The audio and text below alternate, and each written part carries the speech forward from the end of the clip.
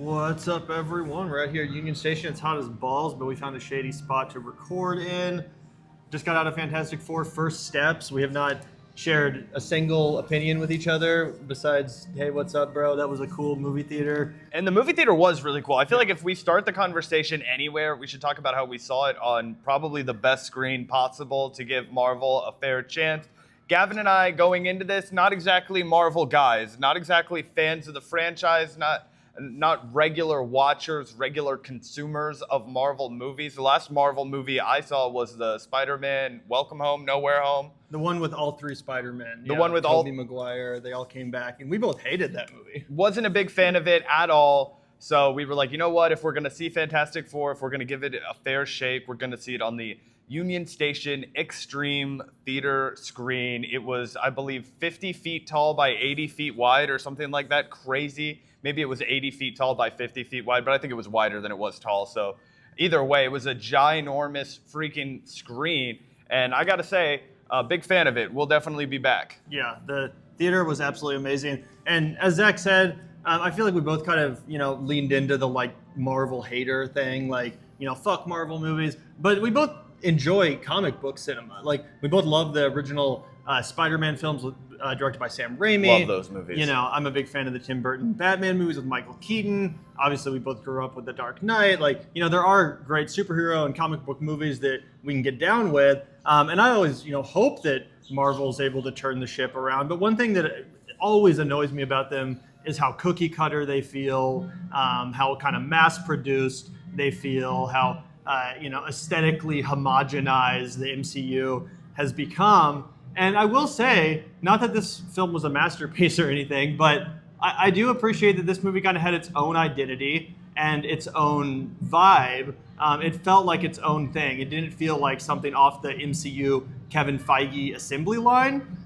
So I really appreciated that about it, and I have to say I enjoyed this more than I was expecting to.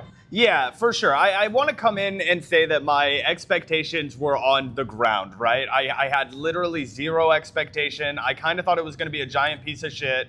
I was not a fan of the franchise. I don't know anything about Fantastic Four, right? So that's the kind of mentality that I came into the theater with, and I completely agree with you. I thought that it had good stage production. I thought that it had a real POV. I thought that they really embraced the retro futurism in a way that I thought was really cool. And it honestly created a good conversation starter, guys. We're about to have a train drive right past us. I don't even think I should keep talking. Do you think It's going to be fine in just a second. But Yeah. Sorry about that, guys. I agree, though. The production design was super on point. I love that they actually committed to the 1960s aesthetic. 100%. And I actually felt warm about it because it reminded me that there was an outcome for the future where we could actually be excited about technology, where technology could work for us, where it could actually make your life easier. And back in the day, in the 1950s and 60s, when they were imagining the future, it was very like Jetson style. It was like, oh, you're going to have this thing to help you wash the dishes, or if you need to run some errands, like this robot's going to take care of your baby for you, or it's going to be like instantaneous for you to heat up your food, microwave style, right?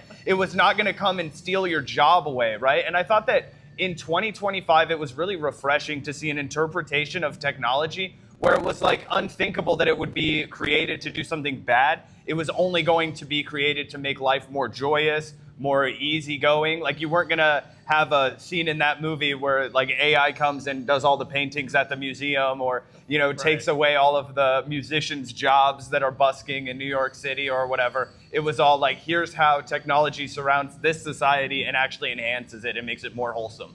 Yeah, that's actually a really good point. I wasn't necessarily thinking about that, but they did kind of nail that aspect of the 1960s setting, which they did really commit to in this film. I kept hearing rumors that like the movie was going to jump into the future throughout the film, or that it would be cutting back and forth between the like present day and the 1960s.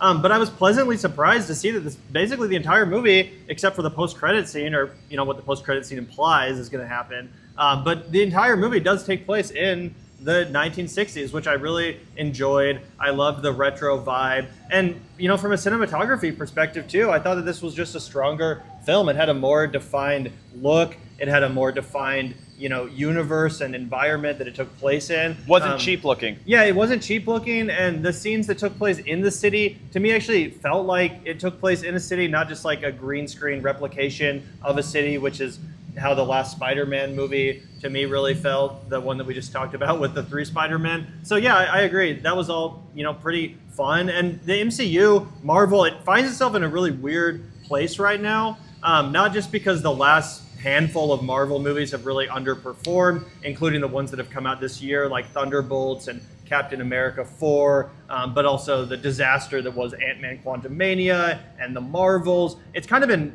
flop after underperformer after underperformer, yet they're leading into the next couple Avengers movies. Obviously, they're teasing the return of Robert Downey Jr., who's going to come back, this time playing Doctor Doom, the villain, and that's teased in the post-credit scene here. But the Marvel Cinematic Universe finds itself in a weird place because heading into that really ambitious event, the series has never been less relevant. Yeah. It's been completely sort of taken out of the cultural relevance. It's really been taken down a notch. When we were in high school, everyone was talking about the MCU. It was like this big cultural event. Nowadays, it doesn't really feel like that. And they did need something that would get people's interest back right before the new Avengers movie. I think that this film, I don't know if it'll do the job, but I think that it's at least a step in the right direction, no pun intended. The movie's called First Steps, but it is kind of, in my opinion, the first steps towards building an MCU that people would care about again. And I even say that as someone who wants to be invested myself in going into Avengers Doomsday. After I saw the post-credit scenes in this movie, I am a little bit more excited, a lot more excited than I was before we saw this film. Because before we saw this film, I was like, the MCU is over. It's wreckage. James Gunn's DCU is gonna come up, but the MCU is gonna go down. Now I'm not so sure, and I think there might be a real competition on Kevin Feige and James Gunn's hands. Yeah, I think that what's really successful about this film and what I enjoyed about it is the fact that for the last decade or so, it felt like if you were going to go see a Marvel movie, I needed to have seen 10 other Marvel movies, right? For a long time, everything was so interconnected, everything was so woven together, everything seemed like a reference to a film that had just come out or was about to come out, that for a casual fan who, a fan of the movies, fan of comic book movies, who wasn't really along for that Marvel ride. Like, I wasn't going to see, random ass Captain America movie. I wasn't interested in seeing Ant-Man 2. I wasn't curious about, Iron Man 3. But I do sometimes, when a movie gets a buzz, just want to go check it out and see it. And I felt like this movie did a good job of standing on its own 2 feet. It was not constantly referencing other Marvel movies. In fact, until the end credit sequence, which you mentioned, it doesn't really rely on any other kind of, references. Yeah, exactly. It doesn't rely on any other storyline. It doesn't require me to have been excited about some sort of nostalgia in the past. These were all very, very refreshing things for me as a film goer. One other piece of praise I want to give this movie was I felt like the actual stars of the film were decent actors. I thought Pedro Pascal actually did a good job at delivering a good performance. I'm not sure what the guy's name is, but he plays Cousin on the Bear. He was the Thing in this movie. I thought he delivered a good performance. I thought the entire Fantastic Four crew was a crew of people who were charismatic enough to lead a franchise in a blockbuster film. Yeah, I totally agree. The acting was really good. The chemistry between the four was on point, which was like the super essential element of this for them to pull off the family thing. Basically, the best way to kind of sum up the tone of this film, I would say it's like a live action Incredibles kind of movie, where it leans heavily on the comedy. But I thought they really made that work. And the family thing actually did feel genuine because of the chemistry between the cast members, as you referenced. They all did a great job. Vanessa, Kirby killed it as Sue Storm. Pedro Pascal, I was originally pretty confused by his casting as Reed Richards, but by the end of the film, I was like, I'm bought in. I totally understand the vision. He's really killing it in this role. And I actually do hope that they elevate Reed Richards into a sort of like leading character in the upcoming phases of the MCU. I think he's one of the only characters in this new kind of phase of the Marvel Cinematic Universe that could lead the Avengers in a way that I would be invested in. I think he does have a lot of charisma, and again, that chemistry is something that I would love to see continue into the next couple films. But I totally agree with what you're saying about this movie feeling like its own movie, even though it will lead into the events of what's going to come next with the Avengers films and all that stuff. They're going to jump forward in time, obviously. But yeah, this movie, you don't have to have seen any of the previous or MCU care about movies. them. Yeah, you don't have to have seen them. You don't have to care about them. This really is its own thing, and I'm really glad that they saved the tease for the post credits instead of making the whole end of this movie a lead in to the Avengers, speaking of the end of this movie, it was refreshing that it didn't just devolve into a giant CGI battle scene.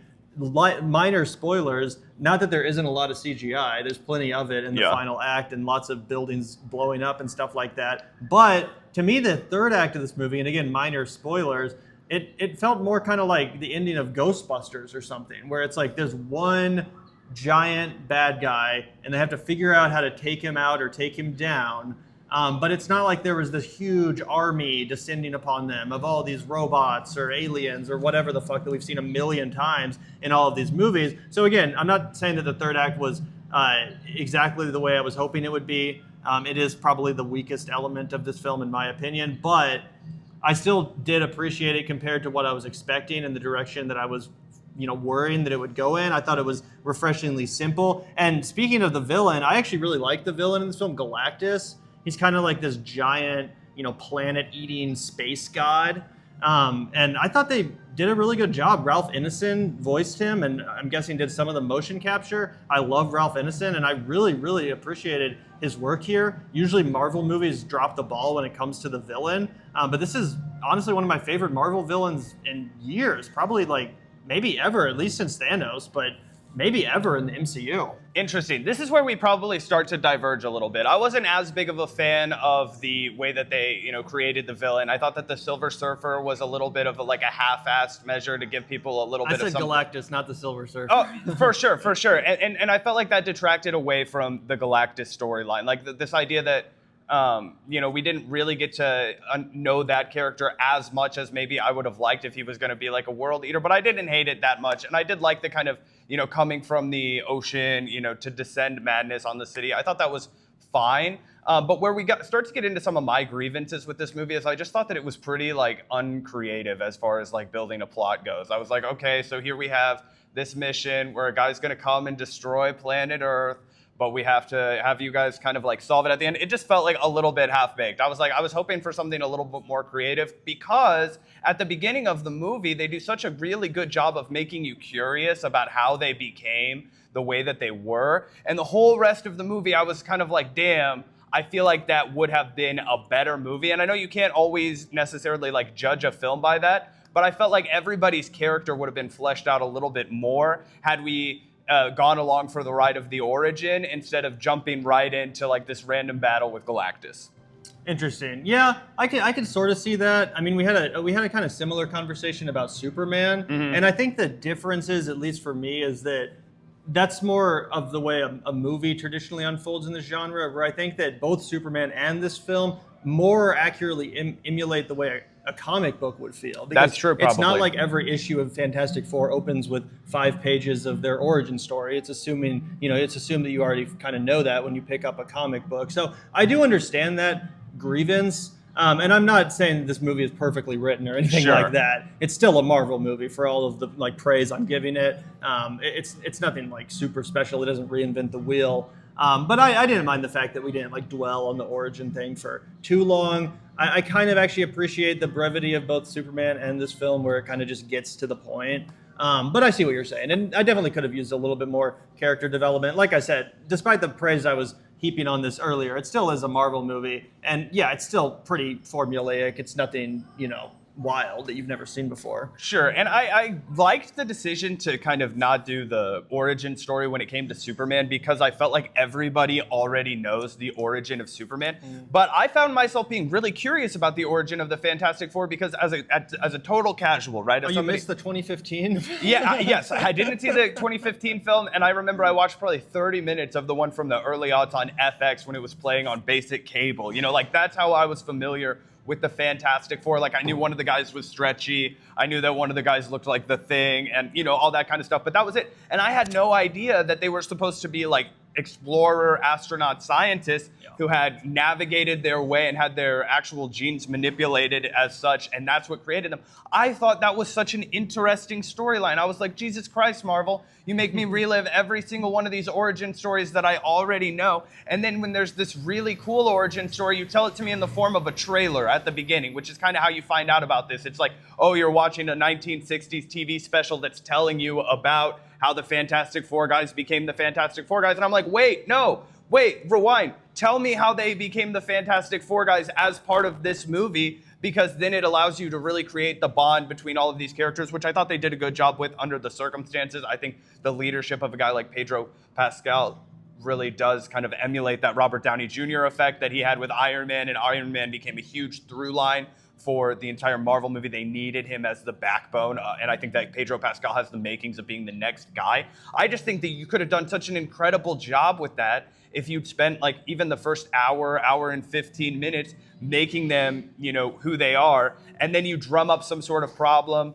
once they arrive back, if you absolutely have to have them do like a battle as the Fantastic Four in the first movie. But we could put a pin in that, because I agree, like sometimes the movies just have to, you know, oh, we're already the Fantastic Four, like this is what we're doing now. What did you think of the mole people, though? See, I actually really like that element in the film. I love Paul Walter Hauser as an actor, for one, but also, much like Superman, again, one thing that both of these films share is that they're like unabashed in their silly kind of comic book nature. They really lean into that stuff. They're not trying to be like, take this seriously. You better take this seriously. This is a dark cinematic universe that's embarrassed to be in the genre that it is. And that was very much, I feel like, the vibe of the 2015 one that I didn't even see. But that film felt like a Fantastic Four movie that was like embarrassed to be a Fantastic Four movie. Yeah. It was like, we're going to ground it in reality and strip away all the color and like strip away all the like. And that wasn't Marvel exclusive, right? No, that was like Sony/Marvel. Gotcha. Now Marvel officially has the rights. And this is, like you said, the third iteration of it within the 21st century. But it seems like they finally nailed that. And at least in my opinion, it is because not only is it set in the 60s, but it embraces that silly, you know, comic bookness of it all, much like Superman did. And I think that something that those properties both share is that they are slightly older comic book, you know, characters. These are comics that were popular in like the 50s and stuff. Like these are like our grandparents' superheroes. So it is kind of hard to modernize the sensibilities, and I would say it's potentially impossible to modernize the sensibilities, which is why everyone who tries fails, with Zack Snyder or whoever the hell directed the Fantastic Four movie that we were just talking about. You know, they try to bring it into the modern era and make it dark, gritty, and whatever. It just doesn't work. I think that here, Matt Shakman grounded it in, or not grounded it, he really committed to that, you know, silliness, and the mole people thing is an example of that, where again, it doesn't like need a bunch of explanation. It makes no fucking sense, but you just kind of go along with it because it's happening and it's presented in a charismatic and fun way. That's how I felt. And again, it reminded me of something you would see on a, you know, Sunday morning cartoon, a superhero cartoon. Yeah, I did think that it was really creative. I thought that it was original, and I thought that it was a plot element that I would have liked them to explore a little bit more, because you're right, they just kind of present it to you. There's like a weird political analysis at the beginning where one of the supers, what's the woman's name? Sue Storm. Sue Storm is like on the cover of like their version of a Life magazine, and it's like the supers are doing diplomacy now, and there's an exchange between her and the mole person, and then you really don't hear fuck all about the mole people until the end, and I won't spoil when they come back and all of that. I thought it was very interesting. It kind of reminded me of the Incredibles ending with the rise of the Underminer. I know that they may have brought the Underminer back in Incredibles 2. Incredibles 2 doesn't exist to me. I never saw it. I've never seen it either. But it had that kind of fun comic book element, and I really liked that about it, and I felt like one of the things that I was annoyed by was they spent a lot of time talking about the Silver Surfer, who I think is just a the dead weakest character. element. Such a bad character, and I think we might have some harmonious agreement about that. I don't know why they are trying to always put the Silver Surfer in these Fantastic Four movies, but it would be like if every single time Spider-Man came out, it had Green Goblin in it. And Green Goblin, in my opinion, is a way better character than Silver Surfer. But if you just have the guy flying around on his little blade board all the time and, you know, dropping bombs, it just felt like a distraction more than anything that contributed to the plot line. I did like some of the action scenes with the Silver Surfer, specifically that scene where they're being chased by the Silver Surfer, and it almost kind of becomes like a Mario Kart scene where they're trying to like slow her down by like throwing shit from out back, and like she's surfing along the black hole, and it's like it turns into like a Mario Kart scene. That's one of my favorite scenes in the movie. So it's not that I hated everything about the Silver Surfer's presence. I liked a lot of the action. It was when they tried to give it a character arc and like a relationship with one of the Fantastic Four and all of that stuff, I felt like it just fell flat and it didn't work like it was supposed to. They used all their first ideas. Yeah. I agree that didn't really work. I forget the name of the actress who played the Silver Surfer. She was in that movie Electric Children that I saw back in the day. She is a good actress. Like Julia, something like that. But either way, they originally wanted Anya Taylor-Joy to play the character. Oh. But they didn't they weren't able to get her. Either way, I agree that was probably the weakest element of the movie. But yeah, overall, I mean, I'm surprised. I can't believe that we're both as positive on this. I mean, I probably would give it like a 6 or 7 out of 10, but still, for a Marvel movie, this feels like the best one since the original Avengers, if not the first Iron Man. I'd have to rewatch some of these, but this is definitely a serious step in the right direction for the MCU, in my opinion. Who knows if they'll continue down this road, or if it'll just go right back to the old, boring sameness. Because it's going to go back into the modern era. They're not going to stay in the 60s. Yeah, which is so smart. God damn it. That's the one thing I loved about it. And last point, when they've gone into other decades, I don't think it's worked as well. Like, I didn't love the ham-fisted 80s references of Guardian of the Galaxy, even though I do like James Gunn, and I thought that he did a successful job with Superman. I thought that it was a little bit too ham-fisted. I thought it was over the top. I thought it was forced a little bit. I think the 60s and 50s, and even if you wanted to go back into like the 30s or the past and make it whimsical and fun, 30s weren't that fun, maybe the 20s before shit got bad. But you know what I mean? Make it like, oh, this is nostalgia, but it also has some of these futuristic elements because in this world, technology was advanced. I think that wholesome element, I think that Americana element does harken back to the original comic book vibes. I am a huge hater when it comes to these Marvel movies. I'm hoping that they see the creative direction that James Gunn is taking DC and how successful that can be, and they take more chances and they let more real filmmakers be creative. Like, I would love to see Marvel really hire some unique and interesting blockbuster filmmakers and let them take interesting shots. To Gavin's point about the assembly line, the just mass manufacturing of the Marvel films. In the past, it made them lose that je ne sais quoi of what it feels like to go to the movies. That's why Martin Scorsese was so critical of them. He said they were amusement park rides. They weren't pieces of cinema. Because a piece of cinema has to have a POV. It has to have somebody's soul who's an artist behind it. And I'm hoping that this is a sign that Marvel's at least being more open to that. It sounds like we're heaping a lot of praise on it. I'm going to give it a strong 5 out of 10. But for a Marvel movie, that blows up my expectations out of the water. I thought we were going to be reviewing this like I Know What You Did Last Summer last week. Yeah, I was expecting to come in here and take a fat shit all over this and basically say that, it's James Gunn's world now and, Kevin Feige is yesterday's news. But I do think that we really have a kind of a competition on our hands now between what James Gunn is in the process of rolling out with his new DCU and now the kind of like MCU 2.0. They're going to have Robert Downey Jr. back, but in a villainous role. They're going to have a new cast of Avengers. And like I said, this is a pretty good first step, no pun intended. I'll probably go a decent 7 out of 10 on this. It really did surprise me. I didn't check my watch. I wasn't bored.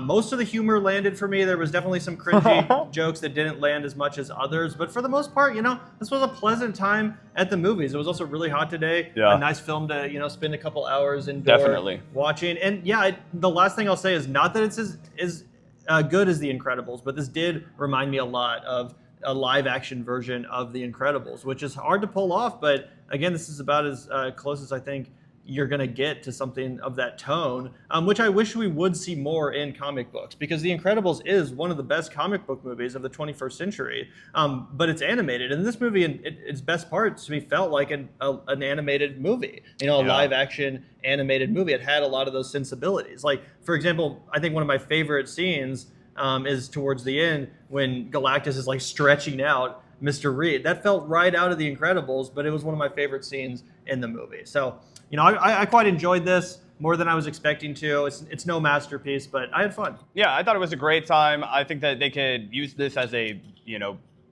foundation to make more successful films down the line. That I hope that they invest a little bit more on the screenwriting. That's just my one major gripe. I think that they could do a better job of building these characters, developing these characters, and giving us a more unique and just creative villain. Like, I know you liked the villain, but I was like, a guy that's going to come and swallow the world, and then, spoiler alert, if you're still listening, like, be defeated by the power of a mother's love. Like, I'm just like, okay, not reinventing the wheel for me. Would like to see you guys on your 4th try of doing Fantastic Four. I just like how big he was. Sure, no, and it did have a kaiju element that I thought you would really enjoy when I was watching it. I was like, I was like, well, this will certainly be something that pleases Gavin, because he comes out of the water like Godzilla and starts, like, wrecking New York City. And even that first scene when they meet him in space. And that was that was just, like, cool. ants, you know, and he's like just Yeah. so big. Like I've never seen a villain that big. But I mean, yeah, for sure, it was no, you know, it's not a masterpiece. But I did like the villain. Either way, good time. Yeah, definitely. I'm glad we saw it. I think people should see it if you're fans of comic book movies for sure. And just to beat the heat, we saw it. It was $7 for my ticket when I went to go see this today. So can't beat that. It was on a massive IMAX screen, Kansas City, Union Station. But peace out, everybody. Great shit. Yeah, between this and Superman, comic book movies might be back. Despite all odds, the genre might have, you know, resurrected itself. We'll see. Yeah, we'll be back though. Peace out, everyone. Peace.